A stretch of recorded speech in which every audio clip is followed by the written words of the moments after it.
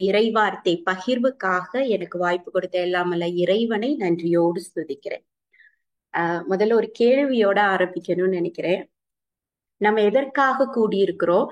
நீங்க எதுக்காக இந்த பிரேயர் மீட்டிங்ல இந்த ஜெப கூடுகையில கலந்துருக்கிறீங்க? ஆண்டவருடைய வார்த்தையை கேட்கறதுக்கும் துதி ஆராதனைக்கும். துதி ஆராதனைக்கும் ஆண்டவருடைய வார்த்தையை கேட்பதற்கும். சரி, வேற? இறை வார்த்தையில இருக்கக்கூடிய அந்த உயிருள்ள அவர் செய்த அர்த்தங்கள், அந்த அர்த்தங்கள் எல்லாம் புரிந்து கொள்ளும். இல்ல நாங்க நார்மலா பைபிள் ரீட் பண்ணும்போது எங்களுக்கு அதனோட அர்த்தம் புரியல. ஆனா இப்ப இந்த பிரேயர்ல வரும்போது அந்த இறை செய்தி கொடுக்கும்போது எங்களுக்கு அதோட முழுமையான அர்த்தம் எல்லாம் தெரியுதும். ஓகே, இறை வார்த்தையினுடைய அந்த மறை பொருட்களை புரிந்து கொள்வதற்காக. ஓகே, கடவுளுக்கு நன்றி. வேற காரணங்கள்? வார்த்தையை வாழ்வாக்க. அவர் செய்த சகல நன்மைகளுக்கு நன்றி சொல்லவும் கூடியிருக்கிறோம்.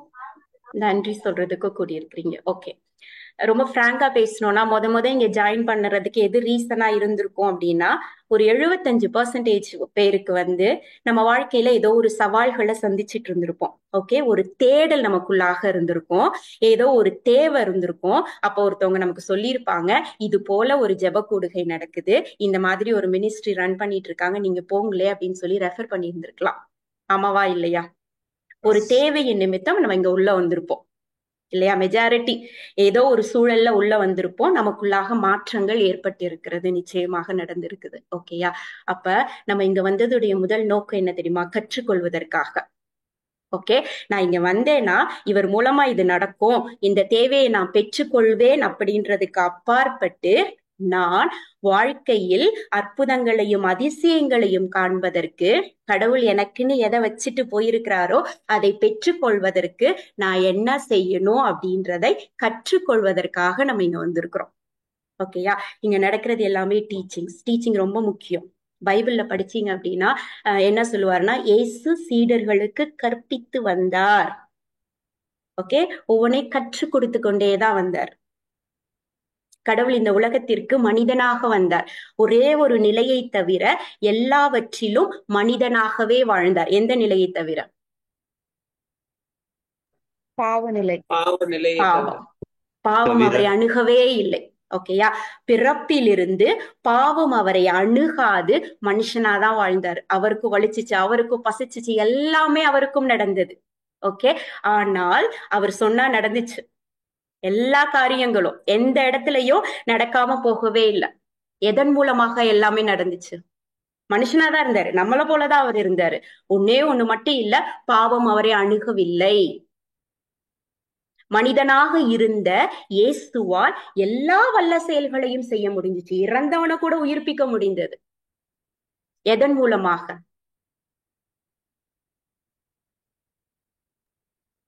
அவர் கடவுள்ன்றதுனால. எஸ், நம்பிக்கை. Praise the Lord.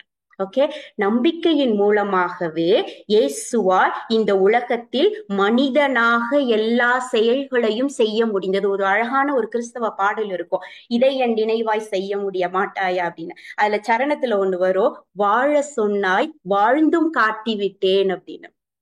கடவுள் இங்க வந்துட்டு நமக்கு தியரிட்டிக்கலா சொல்லிட்டு மட்டும் போகல, பிராக்டிக்கலா வாழ்ந்தும் காமிச்சிட்டு போயிட்டாரு.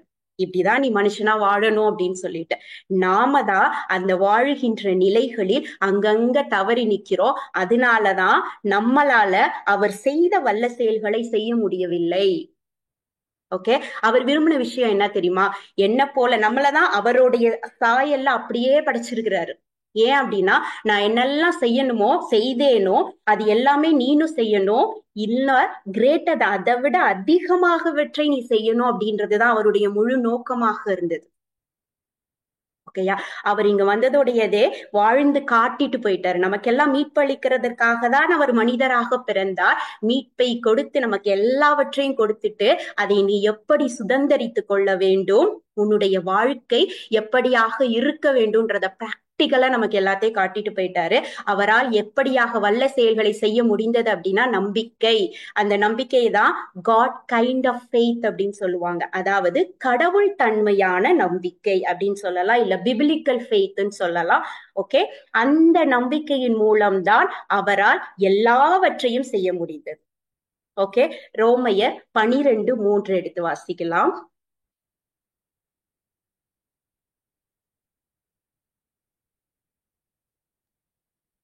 இறையருள் பெற்றவன் என்னும் முறையில் உங்களுள் ஒவ்வொருவருக்கும் நான் கூறுவது, உங்களுள் எவரும் தம்மை குறித்து மட்டுமீறி மதிப்பு கொள்ளலாகாது. அவரவருக்கு கடவுள் வரையறுத்து கொடுத்த நம்பிக்கையின் அளவுக்கேற்ப ஒவ்வொருவரும் தம்மை மதித்து கொள்ளட்டும். ஓகே, ஒவ்வொருவருக்கும் கடவுள் வரையறுத்து கொடுத்த நம்பிக்கையின் மூலமாக ஒவ்வொருவரையும் மதித்து கொள்ளட்டும் அப்படின்னு சொல்றாரு பவுல். ஓகேயா, அப்ப எல்லாருக்குள்ளயும் அந்த நம்பிக்கை, எந்த நம்பிக்கை கொடுக்கப்பட்டிருக்கிறது? இயேசு எந்த நம்பிக்கையின் மூலமாக வல்ல செயல்களை செய்தாரோ அதே நம்பிக்கை உங்களுக்கும் எனக்கும் எல்லாருக்குமே வரையறுத்து, அப்படின்னா சேம் மெஷர்மெண்ட். ஓகே, எனக்கு குறைச்சலா, உங்களுக்கு கூடுதலா, இல்ல பிரதருக்கு ரொம்ப அதிகமாலாம் கொடுக்கல. ஓகே, எல்லாருக்குமே எப்படியாக கொடுத்திருக்கிறாங்க அப்படின்னா ஒரே அளவிலான நம்பிக்கை நமக்கு கொடுக்கப்பட்டிருக்கிறது.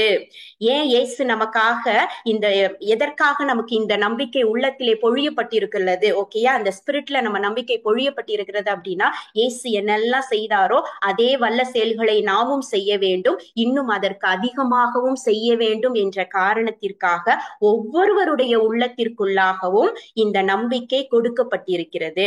அதனால நான் செஞ்சா நடக்கும், இவங்க செஞ்சா நடக்காது அப்படிலாம் கிடையாது.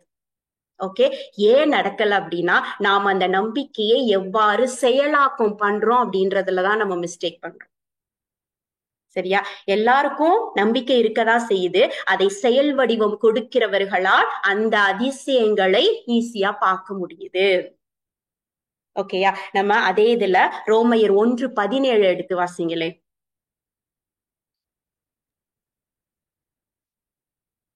ஏனெனில் நேர்மையுடையோர் தம் நம்பிக்கையால் வாழ்வு அடைவர் என எழுதப்பட்டது. நேர்மையுடையோர் நம்பிக்கையினால் வாழ்வு பெறுவர். ஓகே, அப்ப நம்ம வாழ்வு பெறணும்னா என்ன வேணும்? நம்பிக்கை வேணும். ஓகே, அதேதான் கலாத்தியர் 13:11. ஓகே, நம்ம எடுத்து வாசிக்க வேண்டாம், ஒரே வசனம் தான் கொடுத்திருக்கோம். கடவுளுக்கு ஏற்புடையவராகவர் நம்பிக்கையின் மூலமாகவே வாழ்வு அடைவர், நேர்மையாளர் வாழ்வு அடைவர்ங்கிறது எபிரேயர் 10:38. ஓகே, இந்த இடங்கள் எல்லாவற்றிலையும் ஒரே வசனம் தான் கொடுக்கப்பட்டிருக்கிறது. நமக்கு வாழ்வு நம்பிக்கையின் மூலமாக கிடைக்கிறது அப்படின்னு சொல்லிட்டு. ஓகேயா, இன்னொரு இடம் இருக்கும், யாக்கோபு 2:19 எடுத்து வாசித்து பாருங்களேன். யாக்கோபு 2:19.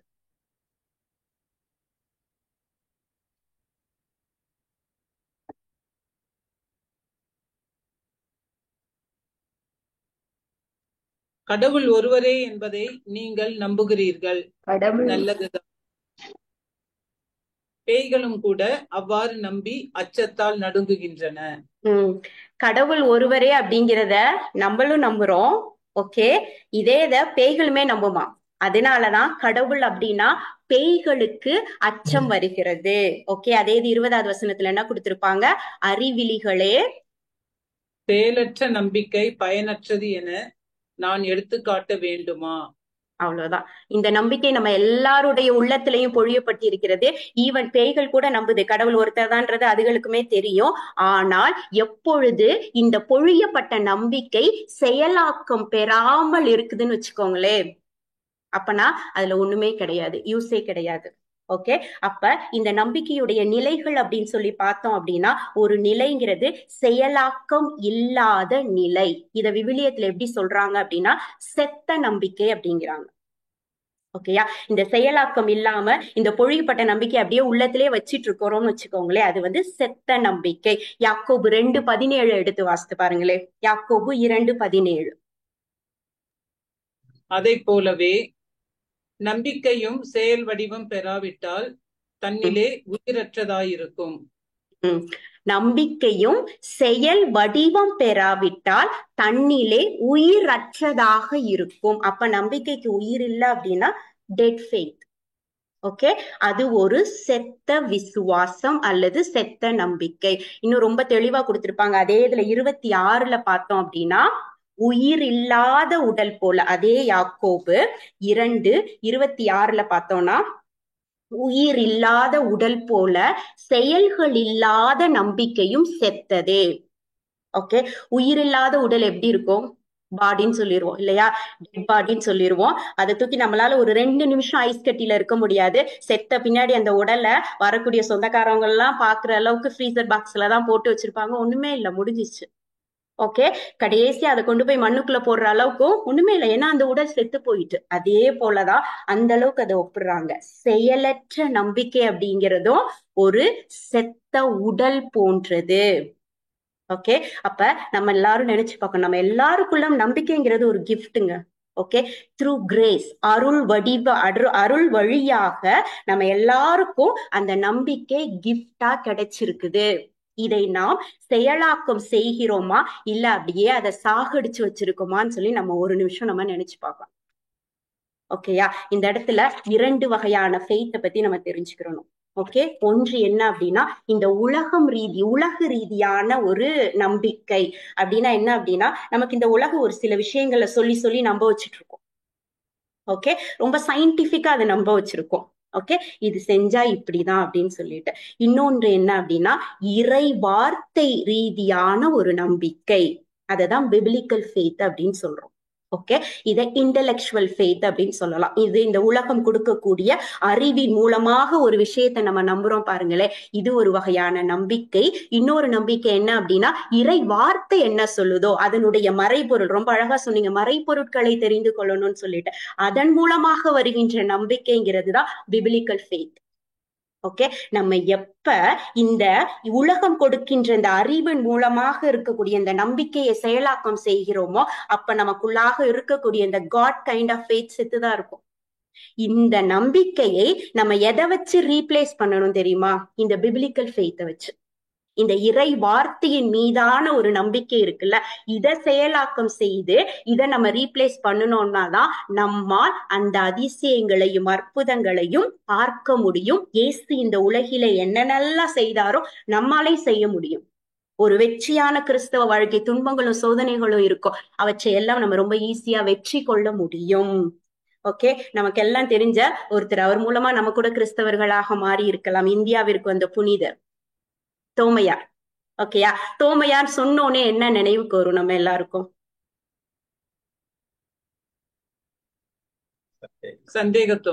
சந்தேகம். சரியா, அவர் பாவம் இந்தியாவுக்கு வந்து அவ்வளோ கஷ்டப்பட்டு அவர் ஒரு புனிதரா இறந்த, ஆனா எல்லாருக்கும் வரக்கூடிய விஷயம் என்ன? சந்தேகம் தான். எனக்கும் அதுதான் வரும். ஓகே, ஏன் அப்படின்னா இயேசு வந்து சீடர்கள்ட்ட காமிக்கிறாரு, எப்பா நான் உயிரோட வந்துட்டேன்னு. எல்லாரும் நம்புனாங்க, இந்த மனுஷன் அந்த நேரம் இல்ல. ஓகே, திருப்பி வந்தும் அவர் வந்தாரான்னு சொல்லல, திருப்பி வரட்டும், நான் தொட்டு பார்க்கணும், உண்மையிலே அவர்னாதான் நான் நம்புவேன். இது ஒரு வகையான நம்பிக்கை. இததான் இந்த உலகு சொல்லக்கூடிய எனக்கு ப்ரூவன் பண்ணணும் அப்படின்னு நம்ம நினைக்கக்கூடிய நம்பிக்கை.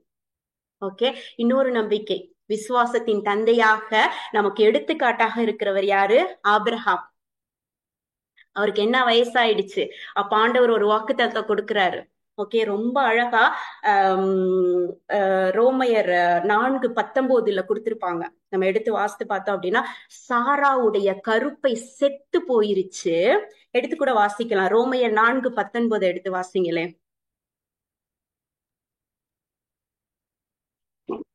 தமக்கு ஏறத்தாழ 100 வயது ஆகிவிட்டதால் தமது உடலும் சாராவுடைய கருப்பையும் செத்தவை போல் ஆற்றலற்று போய்விட்டதை எண்ணி பார்த்த போது கூட அவர் நம்பிக்கையில் உறுதி தளரவில்லை.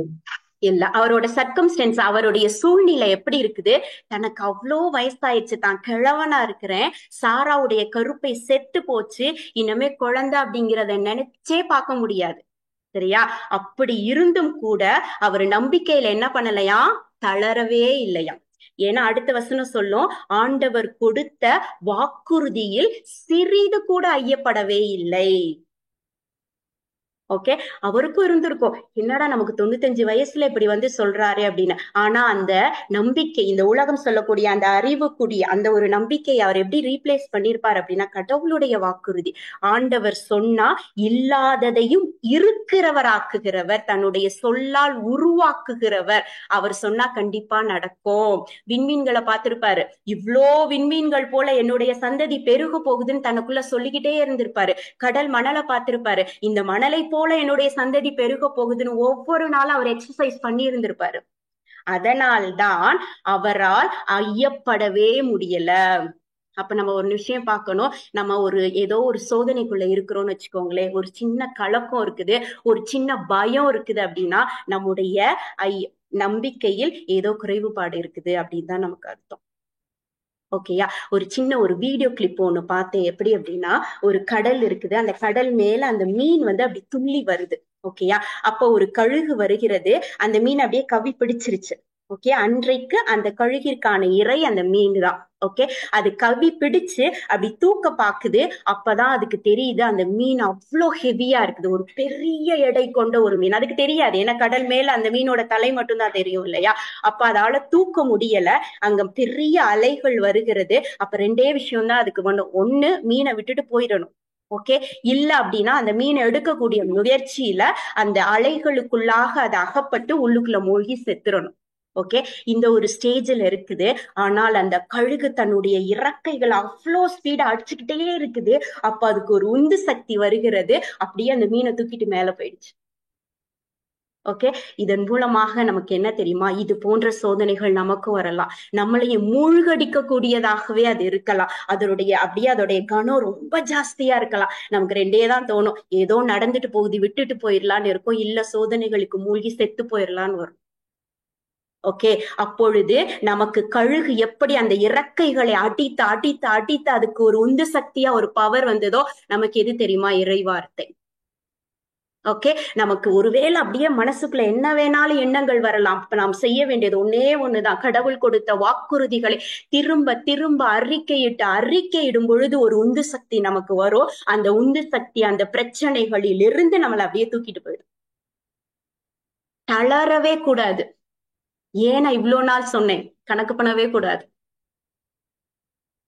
ஓகே, இதுக்கு ஒரு பெரிய எக்ஸாம்பிள் என்ன தெரியுமா, நமக்கு அந்த நற்செய்தியில கொடுத்திருக்கக்கூடிய 12 வருடம் பெரும்பாடுள்ள ஒரு பெண்.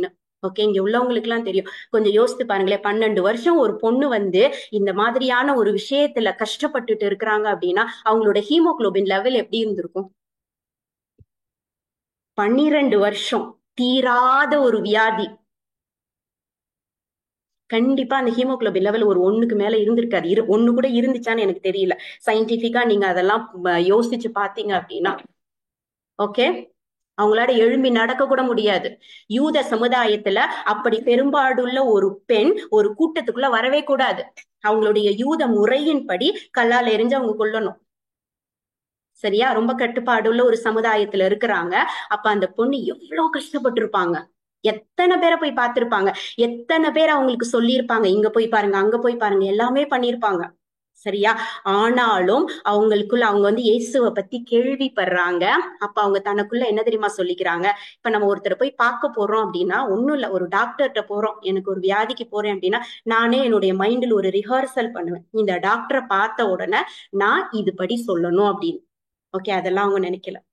அவங்களுடைய நம்பிக்கையை பாருங்களேன், அந்த மனுஷனை நான் பார்ப்பேன், அவருடைய மேலாடையை நான் தொட்டா போதும் எனக்கு சுகம் கிடைக்கும். இதையேதான் அவங்க சொல்லிட்டு இருந்திருப்பாங்க. ஏசு ஒன்னு 5 ஸ்டார் ஹோட்டல்ல ரூம் போட்டு கான்ஃபரன்ஸ் ஹால்ல ப்ரீச் பண்ணல. ஓகே, எங்கெங்க இருப்பாருன்னு யாருக்குமே தெரியாது. மலையில இருப்பாரு, மடுவுல இருப்பாரு, கடற்கரையில இந்த பக்கம் இருப்பாரு, அந்த பக்கம் இருப்பாரு, தேடி அலைஞ்சிருப்பாங்க. இயேசுவை கண்டு கொள்கிறாங்க. அந்த கூட்டத்துக்குள்ள அந்த நெரிசலுக்குள்ள அவ்வளவு கஷ்டப்படுற பொண்ணு போய் அந்த ஆடையை தொடுறாங்க அப்படின்னா அவங்களுக்குள்ளாக அவங்களுக்கு இருந்த நம்பிக்கை. ஓகே, இதே போலதான் நமக்கும் எப்படி யாருக்கும் சூழ்நிலை, ஆனா நம்மளுடைய போக்கஸ் எதுல தெரியுமா இருக்கணும், இந்த சூழ்நிலைகளிலிருந்து கம்ப்ளீட்டா வெளியில வரணும். ஓகே, மனதிற்குள்ளாக நாம் எதை எதிர்நோக்கி இருக்கிறோமோ அதை மட்டுமே போக்கஸ் பண்ணி அதற்குரிய இறைவார்த்தைகளை நாம சொல்ல சொல்ல சொல்ல சொல்ல நமக்கு ஒரு பவர் கிடைக்கும். அந்த பவர் மூலமாக நாம் நம்முடைய நம்பிக்கையின் மூலமாக நாம் எதிர்நோக்கி இருக்கிறத நம்மளால பாத்திர முடியும். ஓகே, இப்ப இந்த இரண்டாவது செத்த நம்பிக்கை அப்படின்னு சொல்றோம் அப்படிங்களா, இந்த நிலையிலிருந்து நம்ம வெளியில வரணும்னா என்ன பண்ணணும் அப்படின்னா, இந்த உலகம் நமக்கு ஒரு விஷயத்த சொல்லி சொல்லி சொல்லி சொல்லி நம்மள நம்ப வச்சிருக்கு பாத்தீங்களா, இந்த நம்பிக்கையை எடுத்து போட்டுட்டு இறை வார்த்தை என்ன சொல்லுதோ அந்த நம்பிக்கையில் நாம் ஆழப்பட வேண்டும். ஓகே, இங்கிலீஷ்ல சொல்லணும்னா இந்த பிப்ளிக்கல் ஃபெய்த்தை வச்சு இந்த இன்டெலெக்சுவல் ஃபெய்த்தை வந்து அப்படியே ரீப்ளேஸ் பண்ணணும். ஆபிரகாம் எப்படியாக செய்தாரோ, ஒரு பெரும்பாடுள்ள பெண் எப்படி குணமடைந்தார்களோ, அதே போல நம்மளும் இந்த உலகம், ஒரு கையில ஒரு புண்ணு இருக்கு அப்படின்னா நமக்கே தெரியும், ஐயோ அதுல சளை வச்சிருச்சே, 2 நாள்ல இது விட்டோம்னா இன்ஃபெக்ஷன் ஆயிருமே, இது அங்க, இதெல்லாம் உலகம் சொல்லி கொடுக்கிறது. ஆனா இறைவார்த்தை என்ன சொல்லுகிறது, என்னுடைய தழும்புகளினால நீ குணமடைச்சிட்ட, அப்பனா என் கண்ணு இந்த புண்ணையே பார்த்துட்டு இருக்க கூடாது, நான் குணமடைந்து விட்டேன் என்பதை உள்ளூர நம்பி அந்த இறை வார்த்தையின் மூலமாக நான் அந்த சுகத்தை பெற்றுக்கொள்வதுதான். ஓகேயா, இதுதான் ஒரு நிலை. நமக்குள்ளாக எல்லாருக்குள்ளேயும் same amount of faith, okay, ஒரே மாதிரியான நம்பிக்கை பொழியப்பட்டிருக்கிறது. இந்த ஃபெய்த்தை நான் ஆக்டிவேட் பண்ணாம அப்படியே வச்சிட்டு இருந்தேன்னு வச்சுக்கோங்களேன், அது ஒரு செத்த நிலையிலுடைய ஒரு விசுவாசமாகவே மாறி போயிடும். ஓகேயா, அடுத்து இன்னொரு நிலை இருக்கும். என்ன அப்படின்னா, நம்ம எடுத்து வாசிக்கலாம், மத்தேயு 14:28.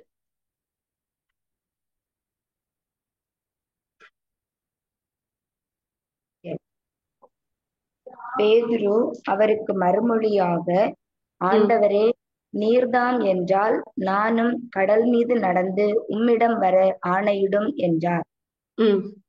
ஓகே, இந்த சிச்சுவேஷன் எல்லாருக்குமே புரிஞ்சிருக்கும்னு நினைக்கிறேன்.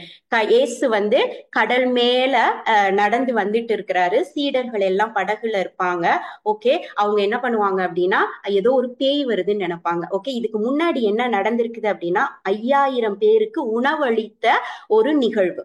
ஓகே, 5000 பேருக்கு உணவளித்த ஒரு நிகழ்வு. எப்பேற்பட்ட ஒரு அற்புதத்தை பார்த்துட்டு அந்த தொடக்கத்துல மார்க் 6:35 அதே நிகழ்வு தான் சொல்லியிருப்பாங்க. ஓகே, அந்த நிகழ்வுல இயேசுதான் என்ன செய்வார் அப்படின்னா, சீடர்களை கட்டாயப்படுத்தி இந்த கரையில இருந்து நீங்க அங்க போங்கன்னு சொல்லியிருப்பாரு.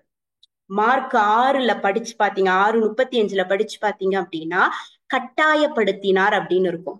ஏன்னா அவர் பிராக்டிக்கலா பாக்குறாரு, இவ்வளோ பெரிய அற்புதத்தை பண்ணிருக்கிறோம், இந்த சீடர்களுக்கு நம்பிக்கை இருக்குதான்னு பாத்துருக்கிறாரு.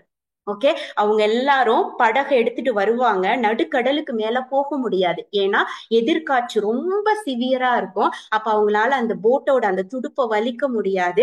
இயேசு அவர்களுக்கு உதவுவதற்காக கரையில இருந்து அப்படியே நடந்து வர்றாரு. அவங்களுக்கு தெரியும் அங்க இருக்கிறது யாருன்னு சொல்லிட்டு. ஓகே, எவ்வேற்பட்ட அற்புதத்தை செய்தவர் அப்படின்னு இருக்கும். ஆனால் அவர்கள் நம்பாம என்ன பண்ணுவாங்க, பயப்படுவாங்க. இயேசு சொல்லுவாரு, துணிவோடு இருங்கள் அப்படின்னு சொல்லிட்டு, துணிவோடு இருங்கள். அவர் போட்டுக்குள்ள வந்த உடனே காற்று எல்லாம் சமநிலை பற்றும். அப்போ அதுக்கு முன்னாடி பேதுரு சொல்லுவாரு, நானும் வர்றேனே உங்க கூட நடக்க அப்படின்னு சொல்லிட்டு. ஓகே, அதுல படிச்சீங்கன்னா அவர் எதை பாக்குறாருன்னா, காற்றை பார்க்கும் பொழுது அவரால் நடக்க முடியாது.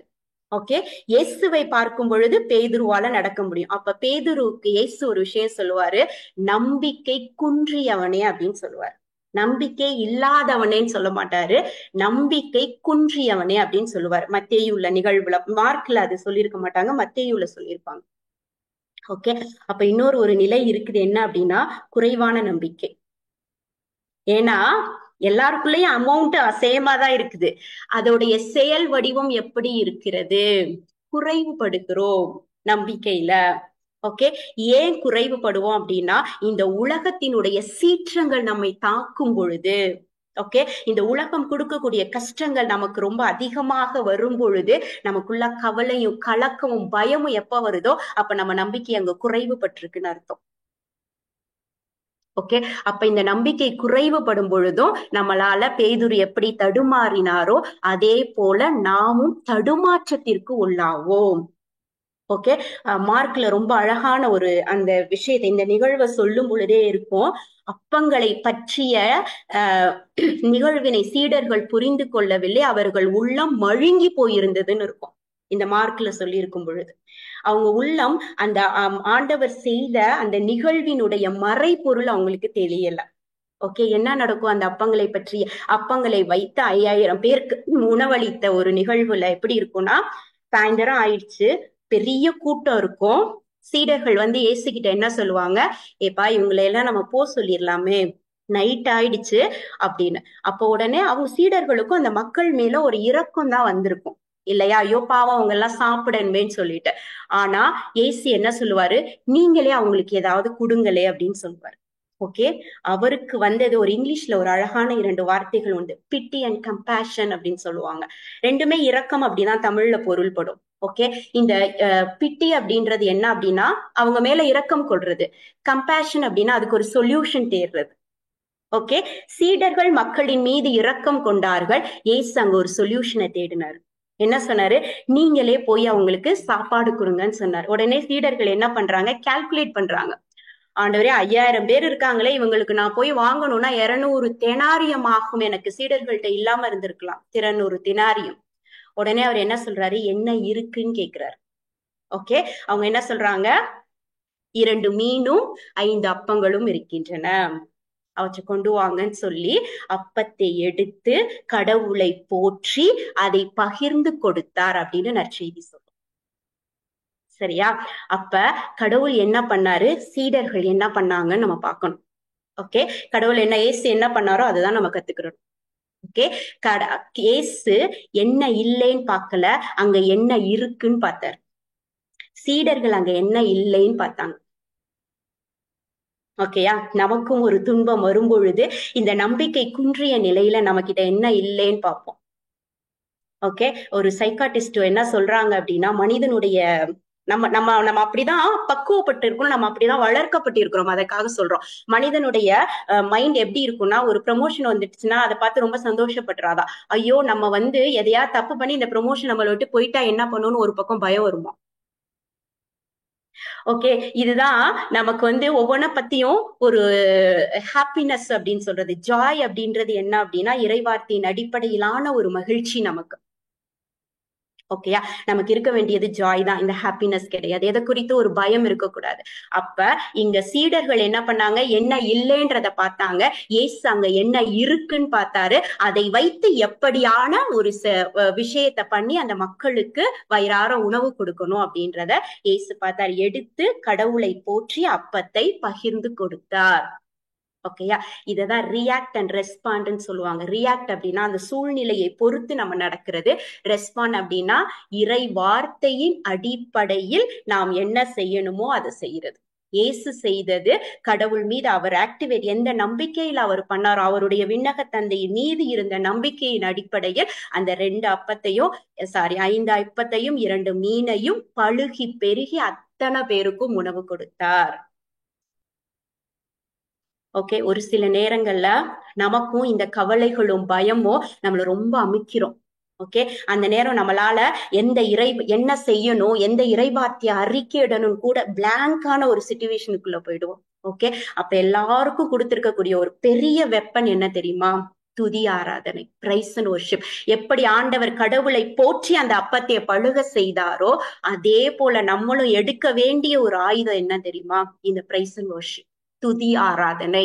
ஓகே, ஒரு நிமிஷம் நமக்கு யாரோ ஒருத்தவங்களை பிடிக்கலன்னு வச்சுக்கோங்களேன், அவங்கள பத்தி யாரோ பக்கத்துல இருக்கிறவங்க புகழ்ந்து பேசிக்கிட்டே இருந்தாங்க அப்படின்னா நமக்குள்ள ஒரு இரிட்டேஷன் வரும். உண்மைதான் இல்லையா?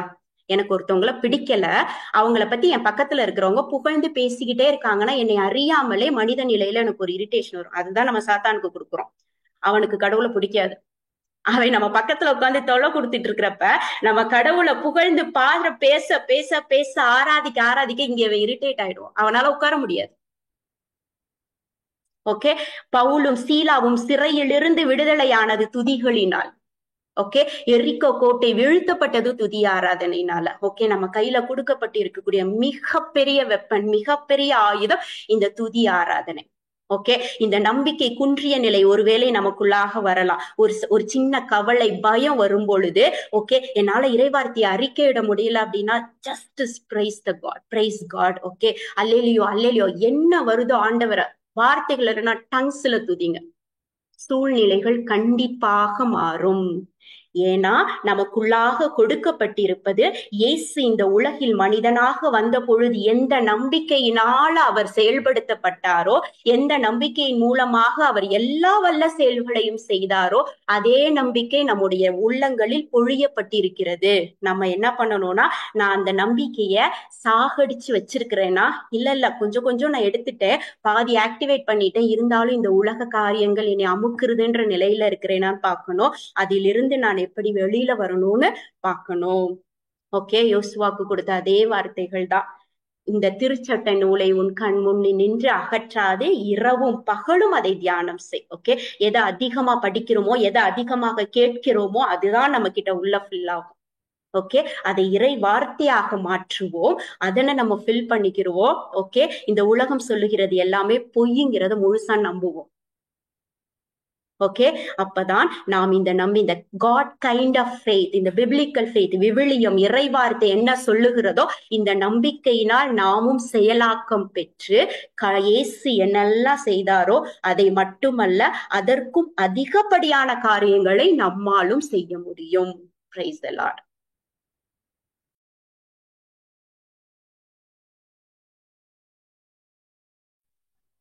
Praise the Lord. கிறிஸ்துவுக்குள் அன்பார்ந்த சகோதர சகோதரிகளே, யாருக்காவது இப்ப சிஸ்டர்